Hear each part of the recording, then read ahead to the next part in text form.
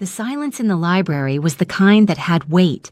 Kang Dae-hyun lay still in his chair, eyes shut, breathing slow and controlled. Fake. Every muscle in his body was coiled, waiting. On the desk beside him sat a diamond watch worth $50,000, left there like bait in a trap he had built himself. He heard the children creep closer. This is it, he thought. This is the part where they prove me right. Then he felt it. A small, cold hand, not reaching for the watch, pressing gently against his chest, right where his shirt met his heart. Then the soft tapping of a tiny finger. Then a hum, a lullaby in a language he didn't know, but somehow felt in the back of his throat. "Don't let the bad dreams find him, Kofi," the little girl whispered, and then something warm and damp touched his hand. The boy had brought a tea-soaked paper towel from the kitchen because he had noticed the boss's fingers were trembling. "Mommy says when men growl in their sleep, their souls are shivering," the boy breathed. Dae-hyun's eyes burned behind his closed lids. He had spent his whole life guarding a fortune. These two children were the only ones who had ever guarded his soul. Before we go any further, drop a comment right now and tell us where you are watching this from. And if you are not subscribed yet, do it now because you cannot afford to miss what happens next. 3 weeks earlier, Kang Dae-hyun had stood in this same library and watched a man beg for his life. The man's name was Park Sung-jin. He had been Dae-hyun's second-in-command for 6 years. He had eaten at Dae-hyun's table, attended his mother's funeral, and spent those same 6 years quietly building a coalition inside the organization to have Dae-hyun removed, permanently. The attempt had failed by 40 seconds. 40 seconds was how long it took Dae-hyun's driver to notice the black van parked at the wrong angle outside the east gate. 40 seconds was the difference between Dae-hyun standing in this library breathing and Dae-hyun being lowered into the ground, somewhere quiet and unmarked. He had looked at Park Sung-jin that night, at the man's shaking hands, at the way his expensive suit had suddenly looked too big for his body, and felt absolutely nothing. That was the part that stayed with him, not the betrayal, not the danger, the nothing. He had built a life so heavily armored that even betrayal couldn't find a gap to hurt him through. He had walls, inside walls, inside walls.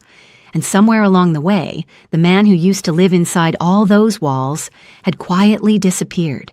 He was 31 years old and he felt like a building that had been evacuated. The house didn't help. It was enormous. 40 rooms, 2 courtyards, a library that could swallow most apartments whole. His mother had called it a fortress. She meant it as a compliment. She'd been wrong. Fortresses keep enemies out, yes, but they also keep everything else out. Warmth, sound, the smell of food cooking, the specific kind of noise that only exists when someone who loves you is moving around in the next room. His mother had been dead for 4 years. The house had been silent ever since. He had gone through 11 household staff in those 4 years, not because he was violent. He wasn't, not with staff, but because people could feel it. That cold, that specific kind of emptiness that radiates off a person who has stopped expecting anything good from the world. Staff would last 3 months, sometimes 4, then hand in a resignation so polite it was almost an apology, and disappear. So when his head of household, Mr. Yoon, placed a single application on his desk and said, "She needs the work badly, sir, which means she will stay," Dae-hyun had understood exactly what that meant. Desperation was reliable. Desperation showed up on time. Desperation didn't ask questions. He approved the hire without looking at the photograph. Zari Odiambo arrived on a Tuesday morning carrying 1 bag, 2 braids, and the particular kind of quiet that belongs to people who have learned that making noise only brings trouble. She was 28. She had been in Seoul for 2 years, working cleaning contracts and evening restaurant shifts, sending money home to Nairobi, where her mother was raising her children while Zari built something solid enough to bring them to. Her husband James had died 14 months ago, a bus accident on the Thika Road. the kind of ordinary, terrible thing that happens to ordinary people with no warning and no reason. He had been 29. He had been funny. He had been the kind of man who remembered how you took your tea. She didn't talk about James. She carried him the way you carry something precious and breakable. Very still, very close, and never where anyone could bump into it. Mr. Yoon showed her the house rules on a laminated card. No speaking to Mr. Kang unless spoken to. No. Entering the East Wing without clearance. No personal calls during working hours. No guests. Zari read the card twice, nodded once, and got to work. She was good at her job. Genuinely, naturally good. The kind of good that comes not from training, but from caring. She noticed things. The way a surface felt under her hand told her whether it had been cleaned properly or just wiped. She moved through rooms the way water moves, finding every corner, leaving everything better than she found it. On her third day, she found a photograph face down on a shelf in the East Corridor. A young boy, maybe 10 years old, standing next to a woman with tired eyes and a proud smile. Something about the way it was placed, not fallen, deliberately turned down, made her chest tighten. She left it exactly as it was. She didn't ask Mr. Yoon about it. She already understood. She'd been working there for 11 days before she saw Dae-hyun in person. She had heard him. Footsteps at odd hours. 3 in the morning, 4, the kind of hours that belong to people whose minds won't leave them alone. She had found coffee cups in strange places. The library at dawn, the courtyard at midnight.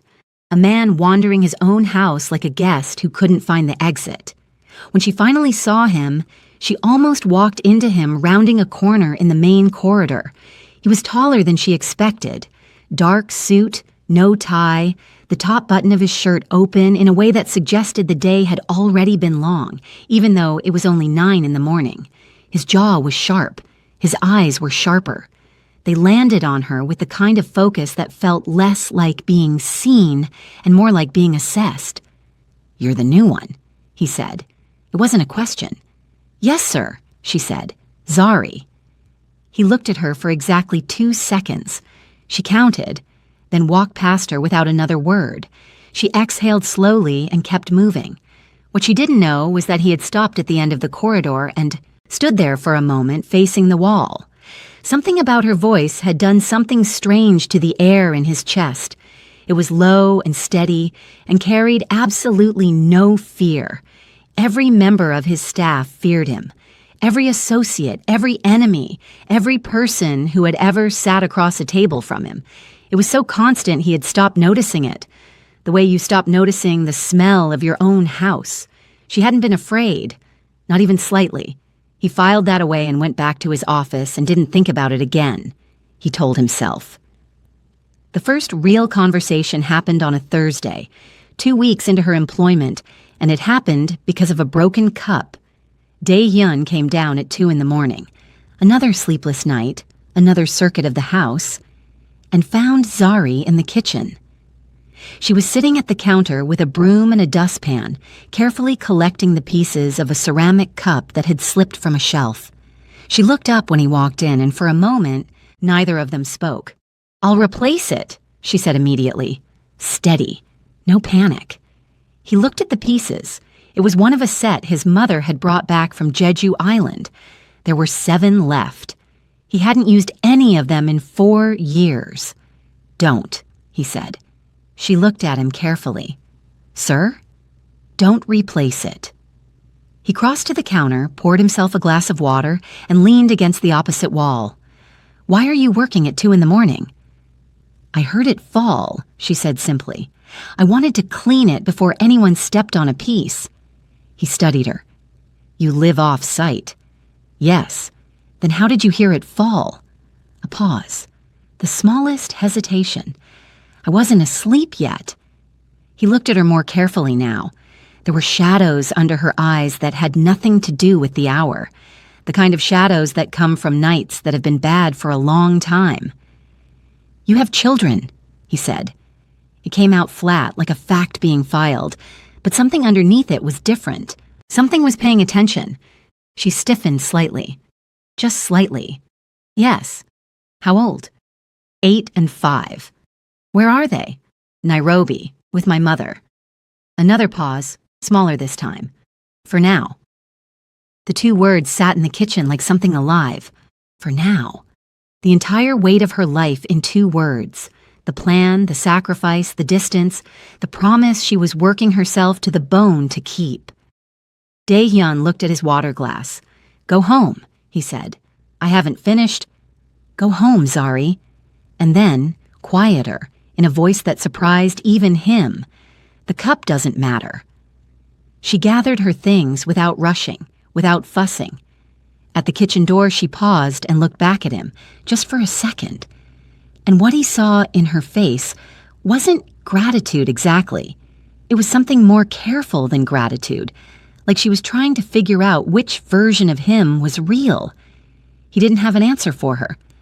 After she left, he stood in the kitchen for a long time, surrounded by the pieces of his mother's cup in a house that was 40 rooms of silence, and felt something move in the back of his chest, something small, something he didn't have a name for. He didn't like it. He went back to his office, pulled up the security feeds, and spent the next hour reviewing protocols. He needed to remember what he was. The call came on a Friday afternoon, 3 weeks after Zari started. Dae-hyun was in the middle of a meeting with 3 of his remaining lieutenants, men who had survived the Park Seung-jin purge and were now navigating the organization's restructuring with the careful energy of people walking across ice. The meeting was tense. There were gaps in the network where Park's people had been removed, and those gaps needed to be filled carefully, because the wrong appointment could mean another attempt. Another van parked at the wrong angle. His phone vibrated. He ignored it. It vibrated again. He glanced at the screen. Mr. Yoon. He stepped. Out. Her childcare canceled, Mr. Yoon said, his voice carrying the specific discomfort of a man delivering news he already knew would be inconvenient. The woman who watches her children when they visit, she had an emergency. Zari has her children with her today. She's asking if she can bring them while she works, just for today. She says they're well behaved. She says they won't. No, Dae-hyun said. Silence. Sir, she has no one else. If she can't bring them, she can't come in, and we have the Yamamoto delegation arriving at... Tell her she has 1 hour to find alternative arrangements. He hung up. He stood in the corridor outside the meeting room. The Yamamoto delegation was arriving at 4. The house needed to be prepared. Zari was the only staff member who knew the specific protocol for the East reception room because he had briefed her personally 2 days ago, because Mr. Yoon's hands had been shaking lately and Dae-hyun didn't trust shaking hands near important guests. He needed her here. He called Mr. Yoon back. Tell her she can bring them, he said. They stay in the staff quarters. They touch nothing. They are invisible. If I see them, if I hear them, if I find a single fingerprint on anything... He stopped. She understands the consequences. Yes, sir. He hung up and stood very still in the corridor. He told himself it was logistics, purely logistics. He went back into the meeting. Zari arrived 30 minutes later with Nia on her left hand and Kofi on her right. Nia was 8. Tall for her age, with her mother's watchful eyes and her father's chin, and the specific dignity of a child who has had to grow up a little faster than she should have.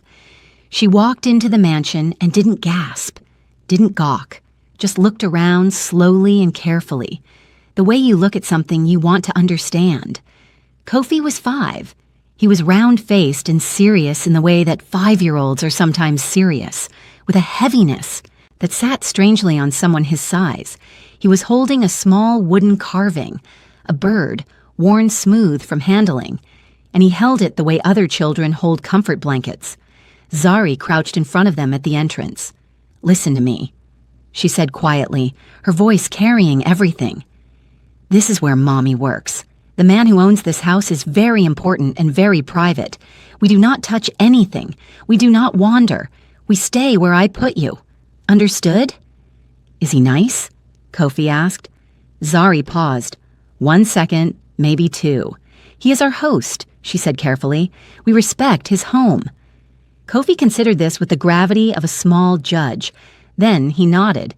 Nia said nothing, but her eyes moved to the corridor ahead, and something in them was already paying attention to things Zeri hadn't pointed out yet. They were settled in a small sitting room off the staff quarters with a book, 2 juice boxes Zari had packed, and very clear instructions. Zari kissed them both on their foreheads, held Kofi's face in her hands for just a moment longer than necessary, and went to work. What she didn't know was that camera 7, the one covering the staff sitting room, was feeding directly to the monitor on Dae-hyun's desk. He told himself he was monitoring for security reasons. He watched the little boy take out the wooden bird and place it carefully on the armrest beside him, like it needed its own seat. He watched the girl open her book, read 2 pages, then stop and sit very still, looking at nothing, thinking something too heavy for an 8-year-old's face. He looked away from the monitor. He had a delegation to prepare for. But before he turned his chair fully away, he looked back once more at the small, serious boy with his wooden bird, and something in Dae-hyun's chest did that thing again, that small, unnamed movement. He turned his chair away and didn't look back. He almost believed himself. The Yamamoto delegation left at 7:30. Dae-hyun stood at the window and watched their cars disappear through the gate, then turned back to a house that had returned, immediately and completely, to silence. The meeting had gone well. It always went well. He was good at this. The stillness, the measured words, the way he could sit across a table from dangerous men and make them feel like they were the ones being watched, even when he was the one with less leverage. It was a skill he had learned so early he couldn't remember learning it. Survival as performance, coldness as armor. Mr. Yoon appeared at the doorway. "The delegation was pleased, sir. Mr. Yamamoto mentioned—" "Where are they?" Dae-hyun asked. Mr. Yoon blinked. "Sir?" "The children. Still in the staff sitting room. Zari is finishing the East reception room now. She said she'd collect them in 20 minutes. Dae-hyun nodded once. Mr. Yoon disappeared. He told himself he was asking for security reasons, inventory of who was in his house, basic protocol. He walked to his library instead of his office, poured 2 fingers of whiskey he didn't drink, and sat behind his desk. The thing about Kang Dae-hyun was that he had not always been like this. There had been a version of him, younger, softer around the edges, not yet fully formed into whatever he was now, who had wanted different things. He had wanted to study architecture. He had sketched buildings in the margins of his school notebooks, structures that were all glass and light and open space, the exact opposite of everything his father's world represented. His mother had kept those notebooks. He had found them after her funeral in a box under her bed, tied with kitchen string. His father had died when Dae-hyun was 19, leaving behind an organization, a debt structure, and a choice that wasn't really a choice. Walk away and watch everything his mother had sacrificed for collapse, or step in and become the thing he had spent his childhood watching from a careful distance. He had stepped in. He had been good at it immediately, which was the part that disturbed him most when he let himself think about it. The coldness hadn't been something he had to learn. It had been something he had to stop fighting. He drank the whiskey, set the glass down. Somewhere in the East Wing, he could hear Zari moving, the specific quiet rhythm of someone working, the soft drag of furniture being replaced, the muted sound of surfaces being wiped, steady, unhurried. He had noticed that about her. She never rushed, and she never wasted movement. There was a kind of dignity in the way she worked that he found, and this was the word that kept arriving, no matter how many times he pushed it away. Beautiful. He didn't want to find her beautiful. Beauty was a variable. Variables created vulnerability. His phone buzzed, a message from his head of intelligence, a man named Choi who communicated exclusively in short, precise sentences. 2 of Park's former associates, spotted near the North District, possibly surveillance, monitoring. Dae-hyun read it twice. Set the phone face down. Possibly surveillance, which meant possibly another attempt, which meant the 40-second window that had saved his life 3 weeks ago might be narrower next time. He looked around the library, at the whiskey glass, at the walls of books he hadn't opened in years, at the desk where he conducted business that would make those architecture notebooks seem like they belonged to someone from another planet, and then, without fully deciding to, he reached into the bottom drawer of his desk and removed a small item he had placed there 2 days ago, a blue diamond. Loose, not mounted, the size of a thumbnail, worth somewhere between $40,000 and $60,000 depending on who was buying, unregistered, untraceable. He set it on the desk.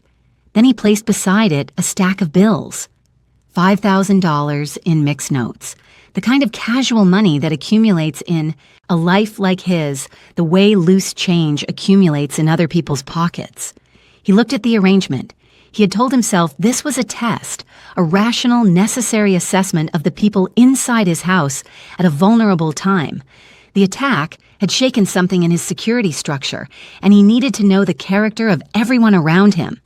That was the logic, clean, defensible. But underneath the logic was something uglier, and he knew it. He wanted to be right. He wanted the world to confirm what he had decided about it. That everyone had a price, that innocence was just inexperience, that even children, given the opportunity and the need, would reach for what wasn't theirs. If he was right, he felt nothing. He was always right. That was fine. If he was wrong. He didn't finish that thought. He told Mr. Yoon to send Zari to the kitchen with a list of inventory items that would take her exactly 20 minutes to count. Then he settled into his chair, loosened the remaining buttons on his shirt, enough that the edge of the scar from 3 weeks ago was barely visible at his collar, and closed his eyes. He slowed his breathing. In for 4 counts, out for 6. His heart rate dropped. His face went slack. The ultimate predator. Playing dead. He heard the door open 8 minutes later. Small footsteps. 2 sets. One slightly heavier than the other. He heard them stop. Heard the sharp intake of breath that meant they had seen the money and the diamond. Heard the silence that followed. That specific loaded silence of people looking at something they want. Here it comes, he thought. His hand was resting on the arm of the chair, positioned to close around a small wrist the moment it reached for the desk. Here it comes. The footsteps moved closer, and then they stopped, and instead of the sound of small fingers on a diamond, he heard something he had not prepared for. He's bleeding, Nia said. Not a whisper, a statement. Quiet, but certain, the way you state a fact that requires action. Where? Kofi's voice hushed. There, under his shirt. See the color? A pause. We have to help him, Kofi said. Kofi. Nia, we have to. Dae-yoon's jaw tightened. The scar, the wound from the assassination attempt, still not fully healed, had apparently seeped through his shirt. He hadn't noticed. He expected them to go get Zari, to find an adult and hand the problem to someone else the way children do. Instead, he heard small feet move toward the kitchen at the end of the corridor, then water running, then the soft sound of a paper towel being torn, then the faint domestic smell of tea. They had found the cup Zari had left steeping for herself. And then Kofi was back, and the warm, damp compress was being pressed gently against the side of his collar, directly over the wound, with a 5-year-old's complete and solemn concentration. Dae-hyun didn't move. Then came the tapping.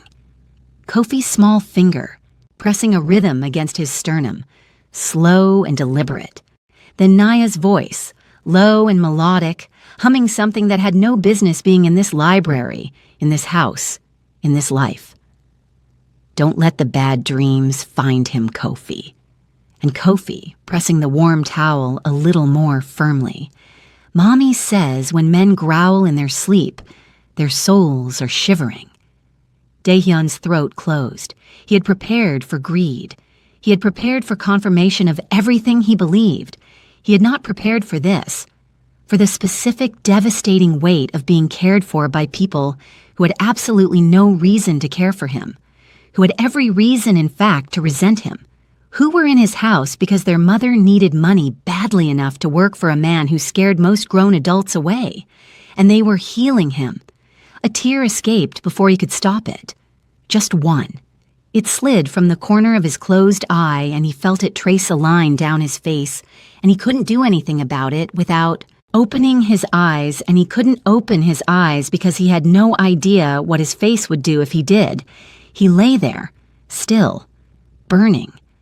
And then Nia spoke again, and what she said changed everything. "His eyes are sad," she whispered, "even when they're closed. Have you noticed?" "Yes," Kofi said. "I think nobody is nice to him." A pause. "We should be nice to him," Kofi said. "We are being nice to him. More nice. Tomorrow nice." Daehyun stopped breathing. "Those men at the gate this morning," Nia said, her voice dropping even lower. "The ones in the black car. They were watching the house funny. I didn't like how they were watching." Every cell in Daehyun's body went cold. What men? What black car? "I saw them too," Kofi said. 3 of them. The one in the front had a phone, but he wasn't looking at the phone. He was looking at the gate. Daehyun's mind was already moving, already pulling up the morning security log, already mapping positions, already calculating. Choi's message. 2 of Park's former associates spotted near the North District. Not the North District. Here, outside his gate. And his security team had missed it and an 8-year-old had not. He had 1 second to decide. Stay still and process this quietly or...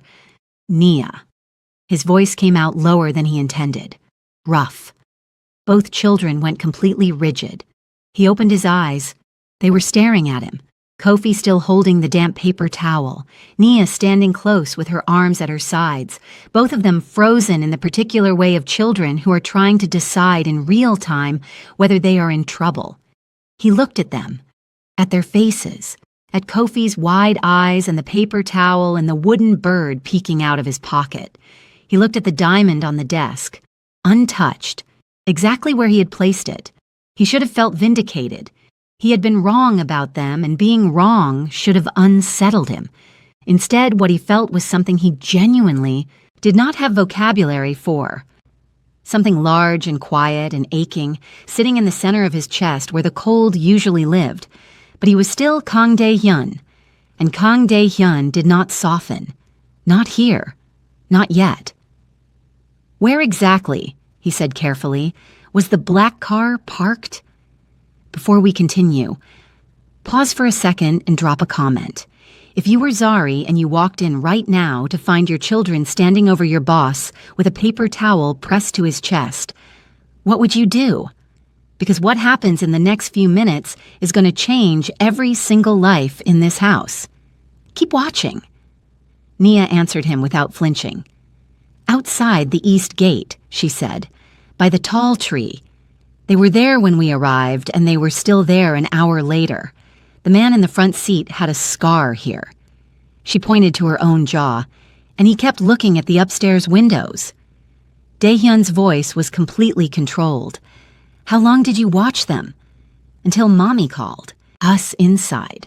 He was already reaching for his phone. 1 message to Choi. 4 words. East gate. Black car. Now. Then he looked back at the children. The trap he had set was still on the desk between them. The diamond, the money, all of it. And suddenly it felt like the ugliest thing in the room, like something he wanted to put away before either of them looked at it too carefully and understood what it meant. "Sit down," he said. They sat. Side by side on the small sofa across from his desk, Kofi still holding the paper towel, Nia with her hands folded in her lap like a small ambassador. He looked at Kofi. "Does it hurt you," he said slowly, "to give care to someone who hasn't asked for it?" Kofi thought about this with complete seriousness. "No," he said finally. "Daddy said care is not a loan. You don't give it to get it back." The words landed somewhere deep. "Your father sounds like a wise man," Daehyun said, and his voice was different now.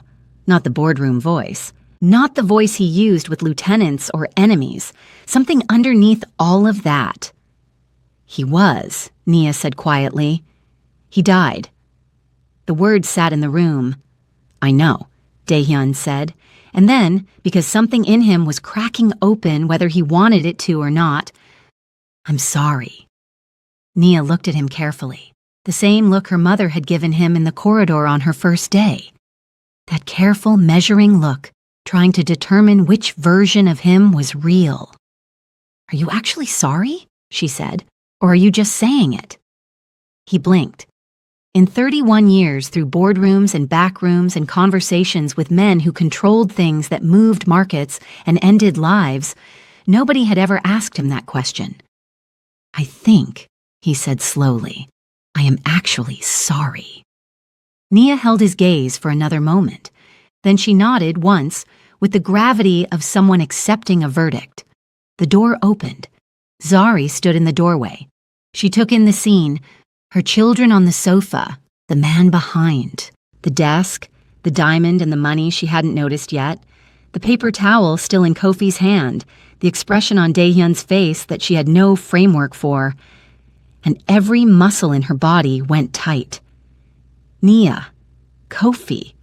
Her voice was completely calm. Come here, please. Mommy, he was bleeding.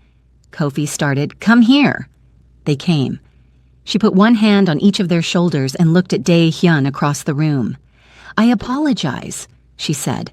Her voice was steady, but her eyes were not. Whatever happened, I apologize. They know better than... They didn't do anything wrong, Dae-hyun said. She stopped. Your daughter, he said, may have just saved my life. He watched her face process this.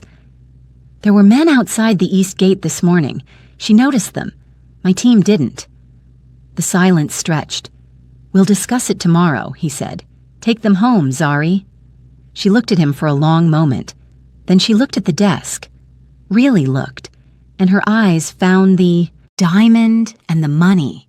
He watched her understand. He watched her put it together. Her jaw tightened by a fraction, and something moved behind her eyes that was not fear and was not anger, but was sharper than both. She looked back at him. He held her gaze and said nothing because there was nothing to say that would be adequate.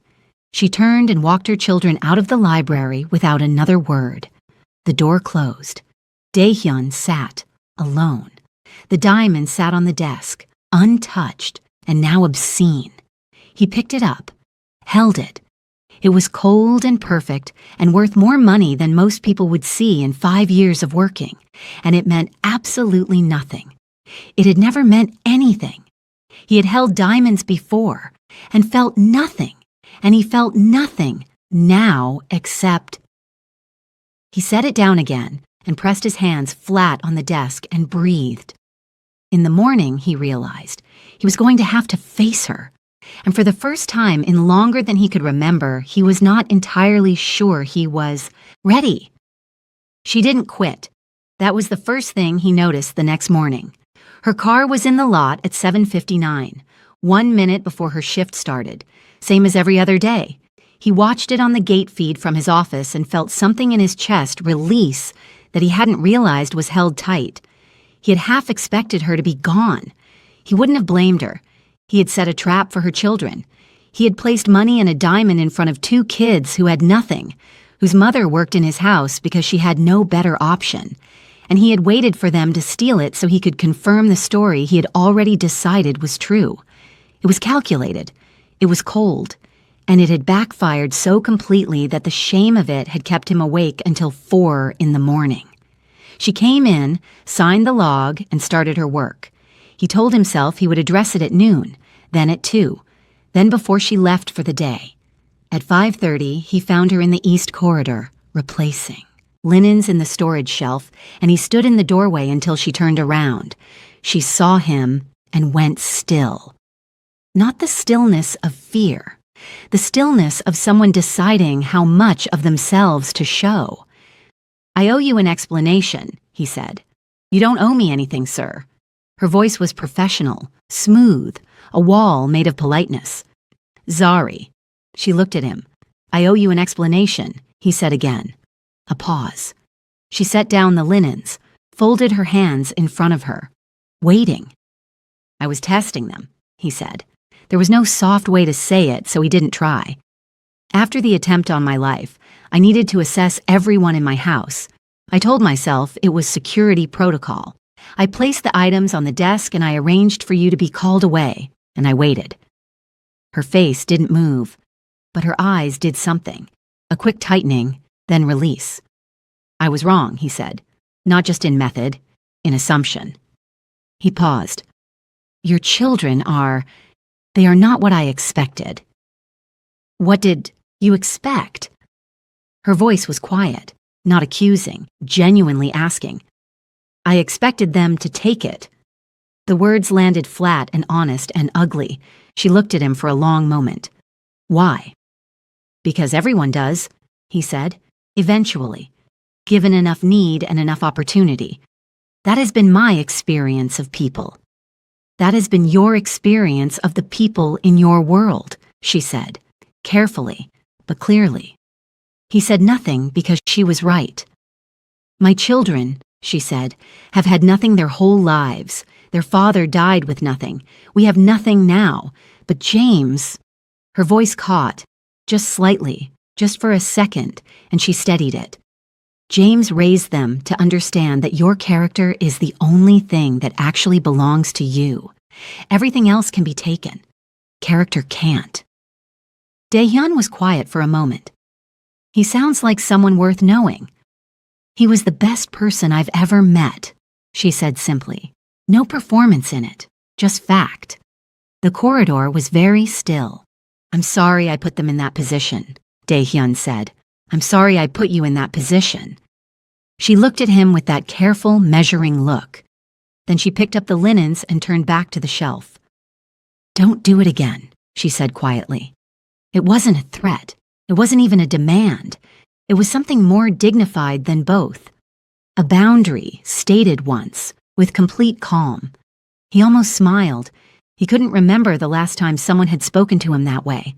Like he was a person who could be held accountable. Like his behavior had consequences beyond strategy and logistics. Like he was just a man who had done something wrong and needed to hear it said plainly. I won't, he said. He meant it. The next 3 days were different. Not dramatically different. Not the kind of different you could point to and name. But the temperature of the house changed slightly. The corridors felt less like a held breath. Dae-hyun found himself adjusting his route through the house in ways he didn't examine too closely, ways that occasionally brought him past wherever Zari was working.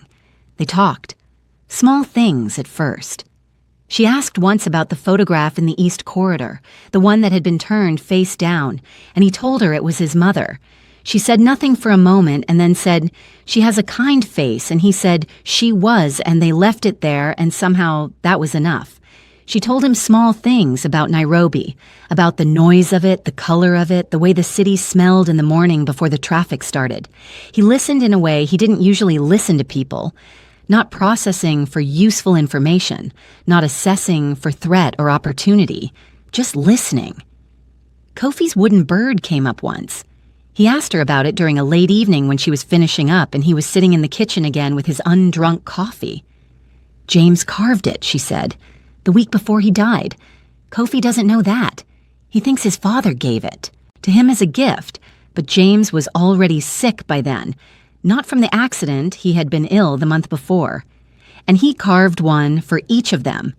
Kofi got the bird. Nia got a small elephant. She keeps hers at home. Why a bird? Dae-hyun asked. Zari was quiet for a moment. James said birds don't ask permission to go anywhere. They just go. She looked at her hands.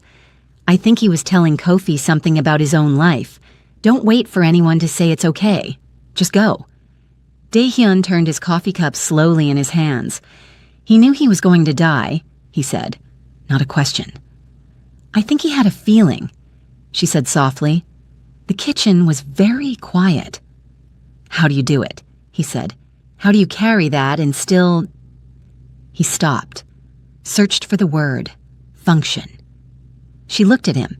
And for the first time since she had started working there, the professional wall came down completely, just for a moment. And what was underneath it was something so real and tired and brave that it hit him like a physical thing. "I don't always," she said honestly. "Some mornings I sit in my car for 10 minutes before I can come in. Some nights I can't remember what his voice sounded like and I panic." Her jaw tightened briefly. "But then I think about Nia and Kofi and what I promised them, and I get up." He looked at her across the kitchen table. "You are," he said slowly, "the strongest person I have met in a very long time." She shook her head slightly. "I'm just a mother." "Those are not different things." She looked at him. Something shifted in her eyes. Surprise, maybe, or the specific feeling of being seen by someone you didn't expect to see you. She dropped her gaze to the table and pressed her lips together and nodded once. He wanted to say more. He didn't know how. The language of this, of genuine human warmth, of saying something true to someone without an agenda underneath it, was one he had let go unpracticed for so long it felt foreign in his mouth. So he said nothing. And somehow she understood because she looked up once more before she left, and her eyes held something that was almost, not quite, but almost the beginning of trust. Choi's message arrived at 11 the next night. They moved up the timeline. Intel suggests strike within 48 hours. Recommend evacuation protocol. Dae-hyun read it standing in the center of his library. 48 hours. Park's people, still alive and operational in the gaps he hadn't finished closing, had decided the window was now. They knew the organization was restructuring. They knew this was the moment of maximum vulnerability. He called Choi. How many? Minimum 4, possibly 6. At least one insider, someone with access to your schedule. An insider, someone in the house. Lock down the staff roster, full background re-verification, tonight. Already started, sir. He hung up. He stood in the library and thought about Zari in the kitchen 3 hours ago, telling him about James and the wooden bird, and the mornings she couldn't get out of her car. He thought about Nia's eyes on him across the corridor, steady and unafraid. He thought about Kofi's warm paper towel pressed against his collar. He picked up his phone again. Then he put it down. If he called her now, in the middle of the night, to tell her the house was a target and she needed to stay away, she would ask questions. She would want to know everything. And the more she knew, the more she was connected to him, and connected to him was the most dangerous place in the world to be right now. The safest thing he could do for her was nothing. Keep his distance. Let Choi handle the security layer. Get through the next 48 hours and then what? He didn't let himself finish that thought. He poured the whiskey he never drank and sat behind his desk and built the walls back up, brick by brick, the way he had been building them since he was 19 years old. By midnight, they were almost back to full height. At 12:15, his security panel lit up, not the main gate alarm, the silent one, the sensor embedded in the east garden wall that only triggered for weight above a certain threshold. Someone was coming over the wall. He was moving before the second sensor hit. The next 4 minutes were the kind that compressed time, the kind you remember later not as sequence, but as flashes. The east corridor lights going out. They had cut the power to that wing. Choi's voice in his earpiece. 4 confirmed entry points. They're already inside the perimeter. His own heartbeat, slower than it should have been, the way it always went slow in moments like this. Not calm, just focused. The predator brain taking over and pushing everything else down. The library door. He moved to the secondary panel behind the bookshelf, the one that looked like a wall and wasn't, and hit the lockdown sequence for the residential wing. Steel panels, dropping over windows, deadbolts engaging. Then Choi again, and this time his voice had a different quality. "Sir, staff quarters wing is outside the lockdown zone. We didn't account for..." Dae-hyun was already running. The staff quarters, where Zari sometimes stayed late finishing reports, where she had been, as of 2 hours ago, because he had seen her light on in the monitor when he passed his desk. He hit the corridor at full speed, phone in one hand, the other on the wall for corners, moving through his own dark house by memory. He heard them before he saw them. Two figures in the east corridor moving fast, not toward the library where he was supposed to be, but toward the staff wing. They knew the layout, insider intelligence, the schedule, the floor plan, the location of everyone in the house. They hadn't come for him. They had come to use whoever was in the staff wing to get to him. He hit the first one at the junction of the east and south corridors. A shoulder into the wall, hard, the kind of impact that ended the conversation before it started. The second one turned, and Dae-hyun already had the panel light from the emergency strip, and he used every second of the next 40 seconds in ways he had been trained and had hoped never to use again. And then the corridor was quiet, and he was breathing hard, and his hands were shaking, and it wasn't from the cold. He pushed through the staff wing door. Zari was standing in the middle of the room. She had heard them coming. She had barricaded the inner door with a chair and had her phone in her hand. She'd already called emergency services. He could hear the operator still speaking. She was in her work clothes, both hands braced on the back of the chair, and when the door opened, she spun around with something in her eyes that was pure fire. When she saw it was him, the fire collapsed into something more complicated. "Are you hurt?" he said. He was across the room before he finished saying it, hands on her shoulders, eyes moving over her face with an urgency that he wasn't controlling and didn't try to. "I'm fine," she said. Her voice was shaking for the first time he had ever heard it shake. "I'm fine. What is happening?" "It's handled," he said. "You're safe." She stared at him. Her hands had come up and were gripping his forearms without her seeming to notice, and his hands were still on her shoulders, and they were close in the small room with the emergency lighting and the sound of Choi's voice in his earpiece confirming the perimeter was contained. "Dae-hyun," she said. His name, not sir. His name for the first time in her voice, and the sound of it did something to him he had no defense for. "I know," he said. "You could have been—" "I know." She closed her eyes for a second. When she opened them, he was still right there, and she didn't step back, and neither did he. "The children," she said. "I need to call them," he said. "I'll be right here." And he was. He stood in that small room while she called her mother in Nairobi, while she listened to her mother's voice and then asked to hear Nia and then Kofi, and he watched her face do the thing that faces do when you hear the voice of the person you love most after a moment of real fear, the relief of it, the way it moves through you like water. He looked away to give her privacy. On the small table by the door, he noticed something he hadn't seen before. A wooden bird. Kofi had left it behind, worn smooth from years of small hands, sitting on a table in a room in his house, like it had always belonged there. He picked it up, held it. Birds don't ask permission to go anywhere. They just go. He set it down gently. When Zari finished the call, she turned and found him looking at it. She looked at the bird and then at him and said nothing for a moment. "Stay," he said. He said it before he fully knew he was going to say it. "Tonight, the East, guest room. I'm not asking for any reason except that it's 3 a.m. and the roads are being monitored and He stopped. "I don't want you driving alone right now." She looked at him for a long time. "Okay," she said quietly. 3 months later, nothing in the house was the same. Not dramatically, not all at once, but in the way that real change happens. Slowly, then suddenly, like a season turning. Nia and Kofi came on weekends now, not because Zari's childcare had fallen through, because Dae-hyun had asked, specifically, carefully, in the way of a man who was relearning how to want things.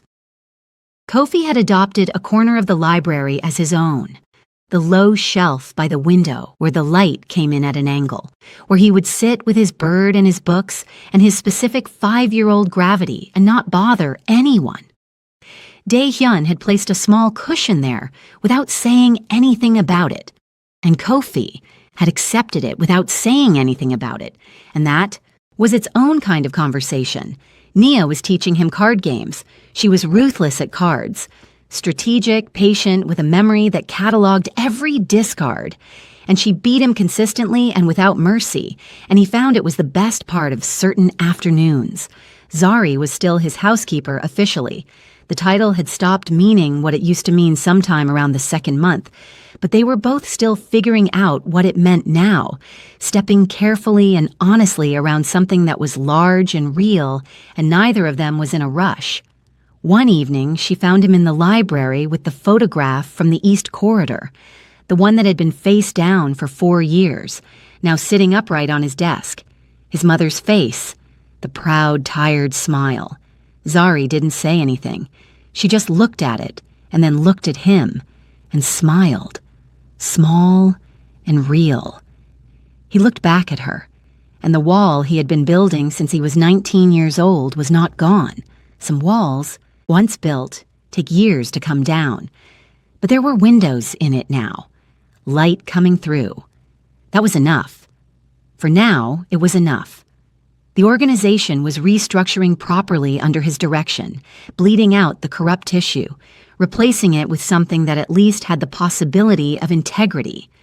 Choi had identified the insider, a scheduling assistant who had been quietly feeding information to Park's remaining associates.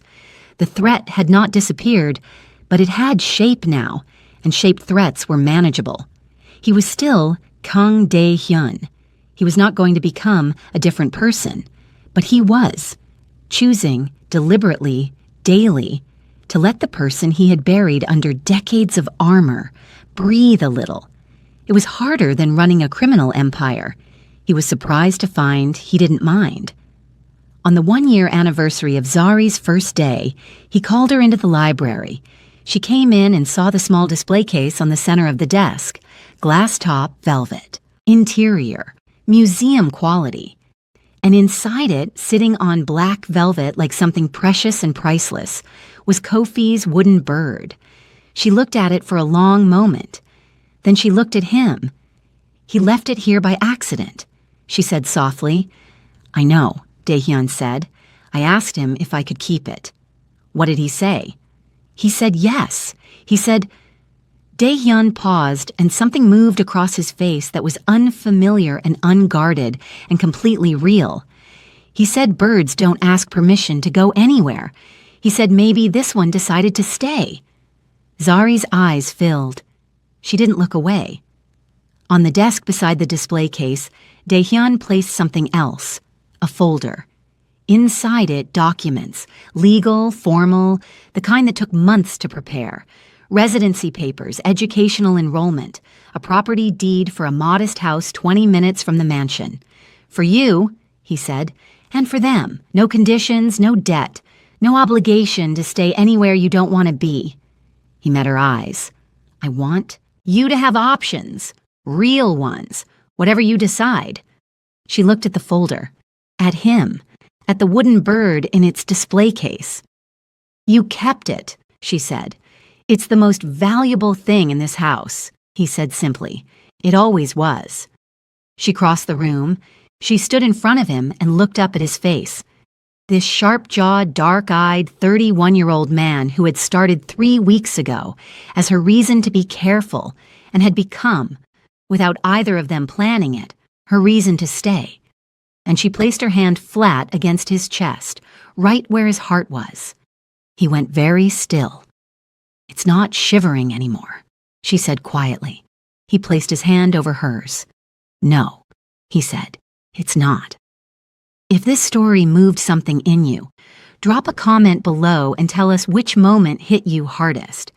And if you know someone who needs to hear a story about unexpected grace today, share this with them. They'll thank you for it.